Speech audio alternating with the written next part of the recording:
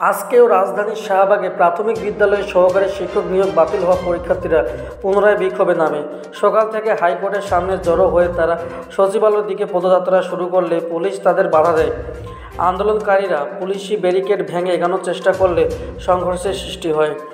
Police আন্দোলনকারীদের ছত্রভঙ্গ করতে জলকামান, লাঠিচার্জ ও টিয়ারশেল নিক্ষেপ করে। হঠাৎ টিয়ারশেলের ধোঁয়ায় পরিবেশ উত্তপ্ত হয়ে ওঠে এবং বিক্ষোভকারীদের মধ্যে আতঙ্ক ছড়িয়ে পড়ে। এতে বেশ কয়েকজন আন্দোলনকারী আহত হয়।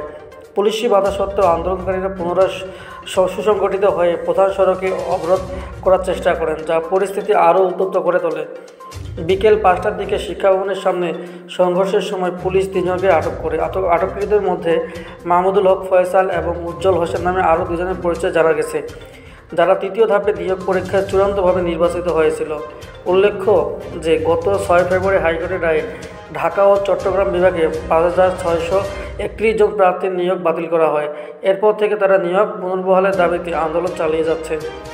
আজকে বিক্ষোভে পুলিশ কঠোর অবস্থান ও আন্দোলনকারীদের দৃঢ় প্রতিজ্ঞার ফলে সংঘর্ষের ঘটনা ঘটে। তবে এখনও কোনো সমাধান না আসায় আন্দোলনকারীরা জানিয়েছে তারা অনির্দিষ্টকালের জন্য আন্দোলন চালিয়ে যাবে।